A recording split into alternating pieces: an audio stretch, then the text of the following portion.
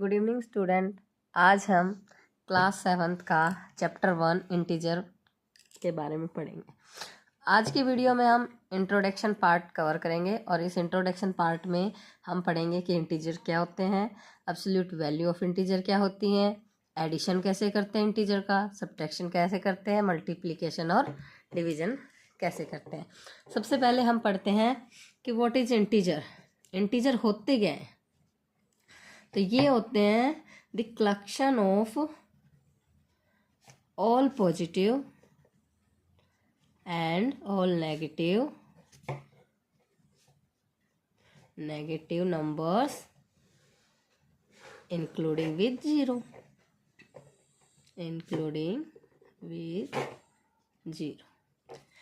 Integer होता है collection of, एक मतलब कलेक्शन होती है नंबर्स की जिसमें सारे पॉजिटिव नंबर्स, नेगेटिव नंबर्स और जीरो आता है।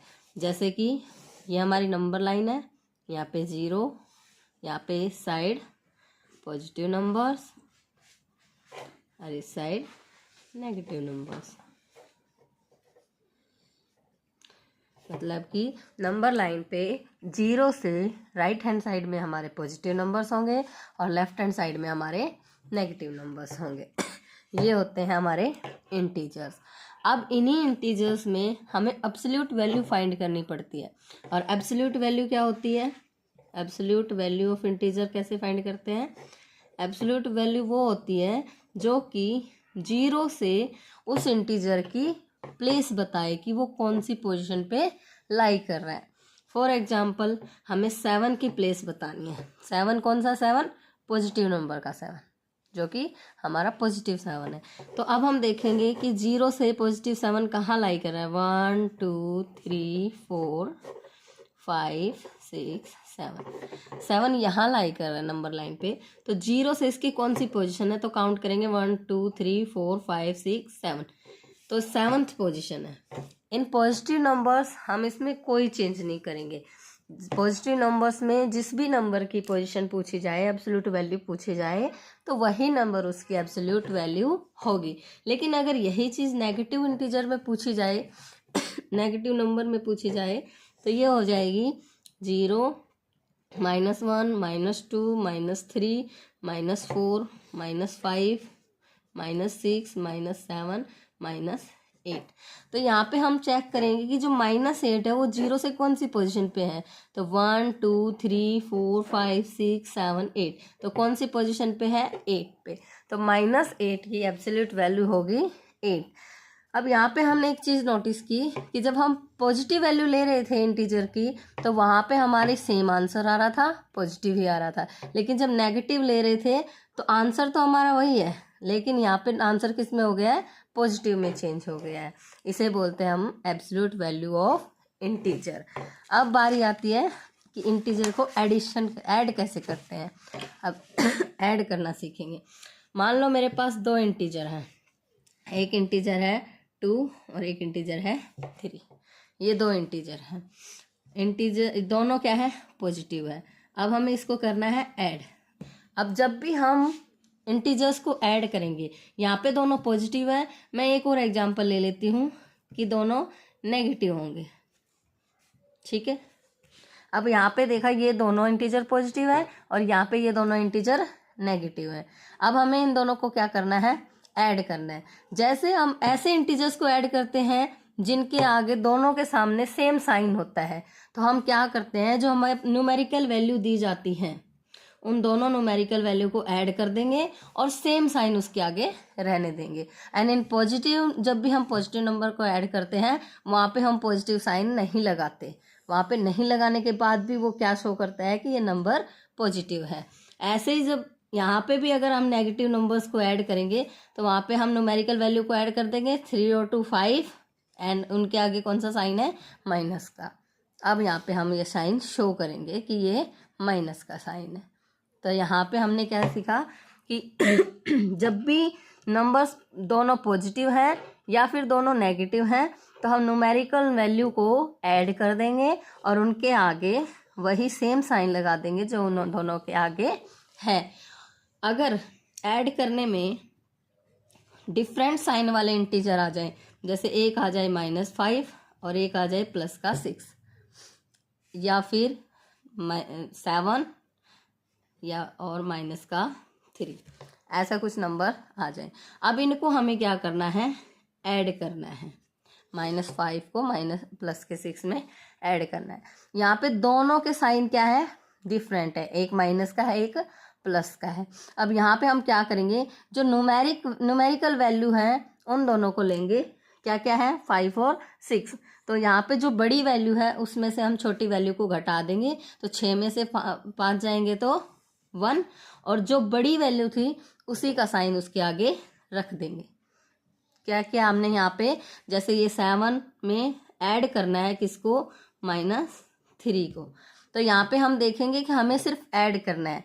यहाँ पे हम चेक करेंगे कि जो न्यूमेरिकल वैल्यू है उसमें से जो बड़ी वैल्यू है उसमें से हम छोटी वैल्यू को माइनस कर देंगे। तो 7 में से 3 को माइनस किया तो हमारे पास कितना बचा, 4, और जो नंबर बड़ा था उसके आगे जो साइन है वही साइन यहाँ पे लगा देंगे। ठीक है, एक और एग्जाम्पल ले लेते हैं। जैसे कि मैंने लिया -8 और +3। अब -8 में +3 ऐड करेंगे। अब यहाँ पे हम लोग क्या करेंगे, जो न्यूमेरिकल वैल्यू है, न्यूमेरिकल वैल्यू क्या है, 8 और 3। अब 8 में से 3 को माइनस कर देंगे, 8 में से 3 को माइनस किया तो 5। अब जो नंबर बड़ा था, तो हमारा नंबर कौन सा बड़ा था, 8, और 8 के आगे कौन सा साइन था, माइनस, तो इस नंबर के आगे कौन सा साइन लगा देंगे, माइनस। तो ऐसे हम इंटीजर्स को क्या करते हैं, ऐड करते हैं। अब आता है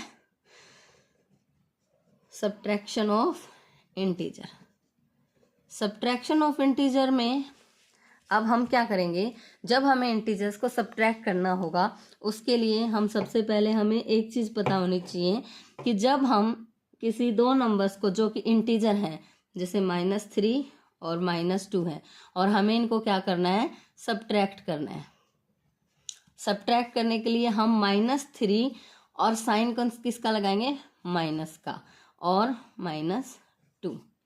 जब भी हम ऐसे नंबर को सब्ट्रैक्ट करेंगे जिसमें कि सेम साइन हो यहाँ पे, और अगर हमें इंटीजर में 5 और 3 को सब्ट्रैक्ट करना हो, यहाँ पे भी सेम साइन है, यहाँ पे दोनों पॉजिटिव हैं और यहाँ पे दोनों नेगेटिव है।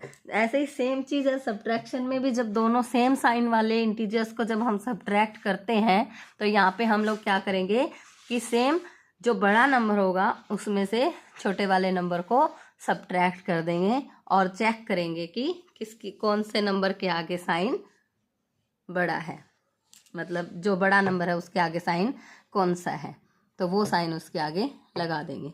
जैसे मैंने -3 में से -2 को सब्ट्रैक्ट करना है। अब यहाँ पे हम -2 को सब्ट्रैक्ट करेंगे तो 3 में से 2 गया तो 1, और 3 में से 2 गया 1, और 3 के आगे कौन सा साइन था, -1, तो यहाँ पे क्या लगा देंगे हम, माइनस का साइन। ऐसे ही जब 5 में से 3 को सब्ट्रैक्ट करेंगे तो 5 में से 3 गया तो 2, और 5 के आगे कौन सा साइन था, प्लस का, तो यहाँ पे कौन सा साइन रहेगा, प्लस का, और प्लस का साइन लगाने की ज़रूरत नहीं होती। ठीक है, तो बच्चों ऐसे हम ऐड और सब्ट्रैक्ट करेंगे इंटीजर्स को। अब हम इंटीजर को करेंगे मल्टीप्लाई ऑफ इंटीजर्स। जब भी हम किन्हीं दो इंटीजर्स को मल्टीप्लाई करते हैं तो उसके लिए कुछ रूल होते हैं मल्टीप्लाई करने के लिए। तो मल्टीप्लाई करने के रूल होते हैं, अगर आप जो भी इंटीजर ले रहे हो उनके आगे सेम साइन है, चाहे वो साइन प्लस के हों चाहे वो साइन माइनस के हों, अगर उनको आप मल्टीप्लाई कर रहे हो तो प्लस का साइन जो भी होगा तो प्लस होगा, और अगर दोनों साइन माइनस के हुए तो भी क्या होगा, प्लस होगा। अगर दोनों सेम साइन है, दोनों इंटीजर्स के सेम साइन है और उनको आप मल्टीप्लाई कर रहे हो तो उनका आंसर पॉजिटिव में आएगा। लेकिन अगर डिफरेंट साइन है दोनों के और तब आप उनको मल्टीप्लाई कर रहे हो तो आंसर हमेशा किस में आएगा, नेगेटिव में आएगा। तो बस इतनी सी बात याद रखनी है जब भी दो इंटीजर्स को आपस में मल्टीप्लाई करना है। फॉर एग्जाम्पल हम इंटीजर्स ले लेते हैं, कोई भी दो इंटीजर ले लेंगे। मान लो मैंने 11 और 3 ले लिया, तो 11 और 3 की जब मल्टीप्लाई करेंगे तो ये भी पॉजिटिव ये भी पॉजिटिव, तो दोनों का आंसर क्या आएगा? पॉजिटिव 33। ऐसे ही मैं -3 और -7 ले लूँगी, तो -3 मल्टीप्लाई -7। अब मैंने क्या कहा था कि दोनों सेम साइन होंगे तो आंसर किस में आएगा? पॉजिटिव में। अब 3 7 जा क्या होते हैं? 21। तो यहाँ पे भी आंसर किस में आया? पॉजिटिव में। अब हम कोई ऐसा एग्जाम्पल लेते हैं जो दोनों के साइन डिफरेंट होते हैं। डिफरेंट मतलब मैंने यहाँ पे -15 ले लिया और एक प्लस का 5 ले लिया, ठीक है। अब -15 को और प्लस के 5 को जब आप मल्टीप्लाई करोगे तो यहाँ पे माइनस प्लस, मैंने क्या कहा था, जब डिफरेंट साइन हो तो आंसर किस में होगा? नेगेटिव में। और 15 5 जा 75।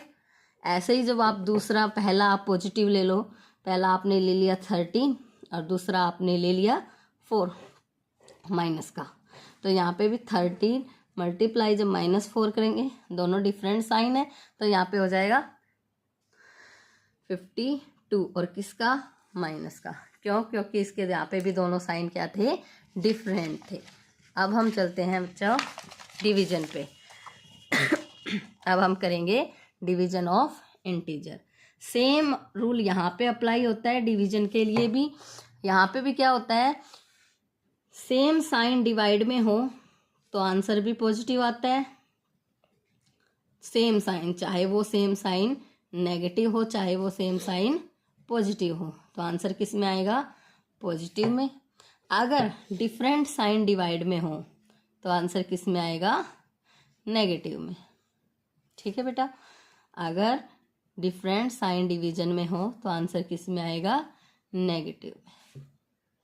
ओके यहाँ पे अगर ऊपर प्लस है नीचे ऊपर माइनस है नीचे प्लस है तो भी नेगेटिव में आएगा, और अगर ऊपर प्लस और नीचे माइनस है तो भी आंसर किस में आएगा?